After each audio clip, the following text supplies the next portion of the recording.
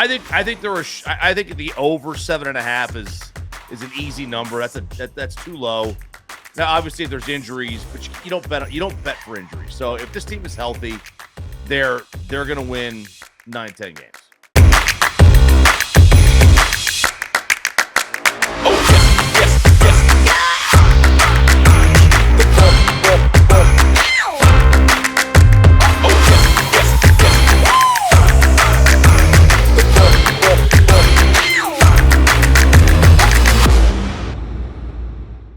Hello, everyone, and welcome to the Sports Night interview. Our topic of discussion today is the Dallas Cowboys. Never a shortage of storylines in Big D. And today, joining us in the conversation is morning show radio host RJ Choppy. You can check him out 6 to 10 a.m.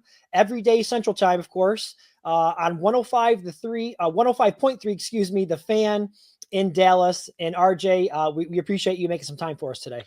My pleasure. Let's first start with the big story. Of course, that's Micah Parsons and his hold-in.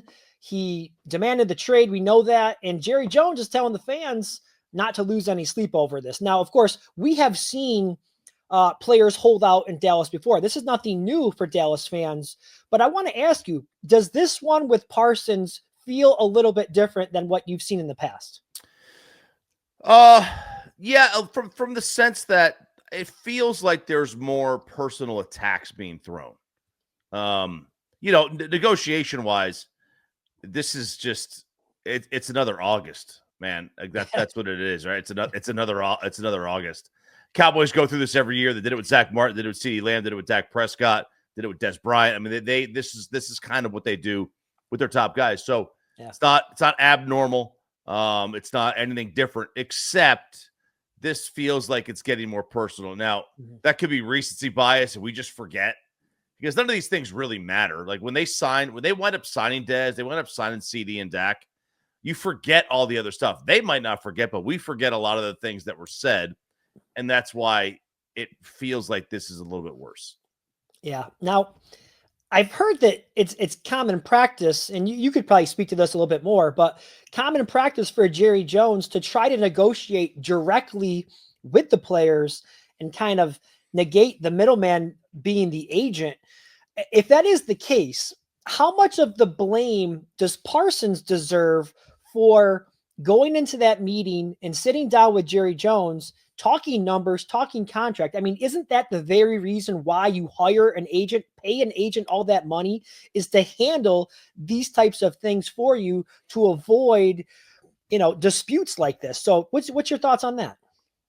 Well, yeah, I mean, ideally, now this is the way Jerry does business. He does business in a very old school manner, handshake agreements, look in the eye, slit your thumb, and share blood, cut the palm of your hand open, right? That's the way Jerry does business. But from Micah's standpoint, listen, anybody who's been around Jerry for more than 5 minutes knows him. He's very charming, and it's very difficult to say no to him.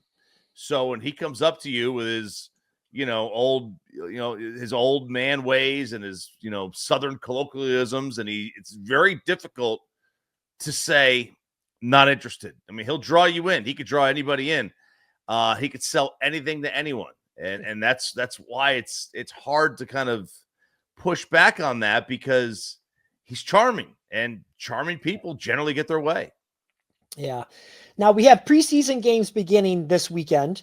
We also have, in 4 weeks from today, Dallas and Philadelphia are kicking off the season on September 4th. Now, based on what you've seen in the past with these contract disputes in Dallas and how they've played out, what is the end game here on this one? Does he get traded?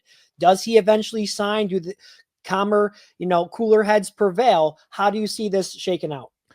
I don't see a situation where he gets traded. That's not.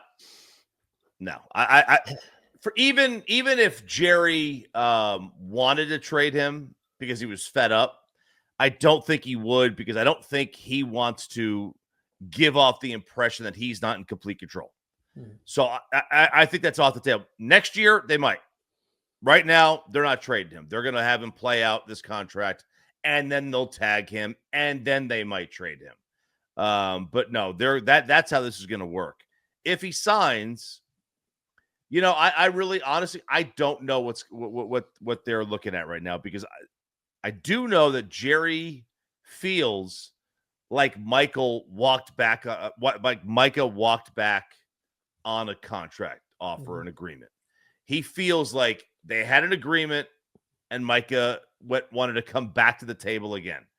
And I think Jerry feels a little bit slighted.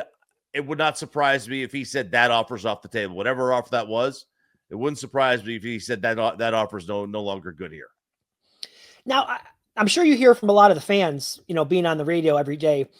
What are the fans saying? Are they taking sides? Are they a little bit upset with either side, or are they just, again, as you said, it seems like a yearly occurrence? Are they just kind of used to this and assume that things will get figured out here before week 1? I mean, there's a lot of that they assume is all going to get worked out, but there's certainly people taking sides. And we did ask, we did a little poll. If you were taking a side on this, whose side are you on? And 85% said Micah. They're on his side. Okay. And that's not surprising. It's also, not also totally unsurprising because, NFL fans know there's a pie here, and you a lot of times fans generally want players to take less money, so it's more money for their team, and that's a fair statement. But yeah, it's pretty split in terms of whether the fans actually think it matters or not. But everybody, almost to a man, if they had to pick a side, are on Micah's. Yeah. And I think they understand how big of a part of this defense he is, and they need that. He's an impact player. He's one of the, few game changers that we have in this league. And when you have one of those guys, you got to keep him in the building. So I'm sure that's how the fans feel about it. I want to jump into some other Cowboys related topics here while I have you. Now, I mentioned, we talked about the Micah Parsons situation, but other than that, what is the biggest question mark that you see for this team as we sit here 4 weeks from opening night? Well, I would say that it's the health of the quarterback. That's the easy one, right? I mean, Dak he's gotten injured in each of the last 5 years. Mm-hmm. That's a pretty big roadblock that this team has kind of run into. He seems to get hurt quite a bit. Now, whether it's a serious injury or a one gamer, he seems to find them all. So that's number one. Outside of that, injury to the quarterback aside, what happens to the offensive line is if Tyler Booker becomes, the next Zach Martin, this offensive line is going to be really good. If he's a bust, there's a lot of questions. Now, they've got a lot of equity. They put a lot of capital into this line. You got 3 first-round draft picks on this offensive line, just like they had, 10 years ago. They had 3 first-round draft picks in Frederick and Martin and Tyron Smith. So they're trying to recreate that. It's a big question mark for this team. They're the depth at linebacker. They don't have any. They don't have any depth at linebacker. I might have to play. And then it's then the health of some of the guys like Diggs. Yeah. The contract status with Bland. There's a lot of questions. I'm glad you brought up the offensive line, because I wanted to ask you about the run game. Last year they ranked 27th in rush yards per game. And, it's not always the running back's fault. Obviously, there's a lot of things that go into running the football properly. You brought up the offensive line and, the health of the line and whatnot. But looking at the guys they have in the running back room, do they have the guys, again, combined with the offensive line to improve the running game this year? They think they do. I question that. They don't have great running backs right now. They got Williams, Miles Sanders is a name, and they drafted Jaden Blue, who's I think I like him. I like him quite a bit. I would not be surprised if he's not the main running back by about week 6. Okay. I think that he is also the most explosive one they have. So if they're going to have a guy to break one off, it's going to be him. So I like him. It's all about the line, though. This team's line's good. They'll make a running back at any of them. Okay. But early on in the season, you think it could be more of a running back by committee until one of these guys pulls away? I think Williams is the leader in the clubhouse right now. Fine. I didn't notice him in camp at all. Blue, you can notice him because of his speed. He got helped off the field today with an ankle. So we'll see what comes of that. But we'll find out some of that during this preseason games and lead up to week 1. But I think Williams is the favorite right now to be the starter week 1. Okay. Now you mentioned Blue as a guy who's been kind of standing out at camp, and I'm not sure how much of camp you've been able to see, but who are some of the other names that people just are talking all about, excited about, and really turning heads at training camp?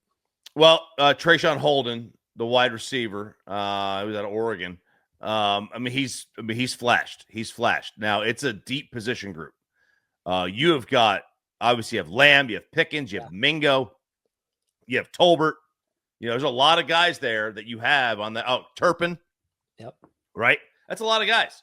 So you got to figure out if he's going to be able to, to cut it. What kind of a special teams player is he? If he's a good special teams player, then he'll be able to make the team. I don't think they're going to be able to get him through out of the practice squad. So he might be one of these guys that sneaks on the back just to protect him. So he's been a standout. We all wanted to see Joe Milton throw the football. And he throws it really well. Yeah. He does not read defenses, man. He cannot read a defense to save his life. That is a problem, and that's going to be a problem. Yeah, I saw the clip of Milton, of course, going around X. I think it was 75 yards in the air. He threw this bomb. So that's making its way through social media.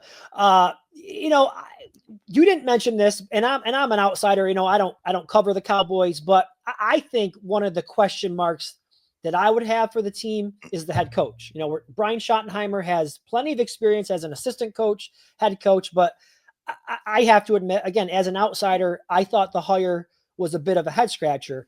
Talk to us a little bit about the vibe at camp, the kind of program he's running, what he's trying to establish, and just what you think are fair expectations for Schottenheimer in his first year as head coach in Dallas. Well, they like him. The players like him. The ownership likes him. The fans have kind of fallen in love with him because he does give good press conferences. The expectations for him are, it's hard to have expectations for him because we don't know anything about him as a coach. We know what he has been as an offensive coordinator, but who you are as a coordinator isn't necessarily who you are as a coach, and vice versa. Wade Phillips was an elite coordinator. Wasn't a great coach. He got by. Wasn't a great coach though. I think that they're excited. The fans are excited because it's a new voice, it's a fresh voice. He's fun, and we'll see. He's got the players competing. He's got them fighting in practice. If that's what you want to see, some coaches want to see fights. Some don't. So he's got them going in practice. It's a competitive, fast-paced practice. It did lead to some injuries early. They had 10 guys hurt in the first 3 practices.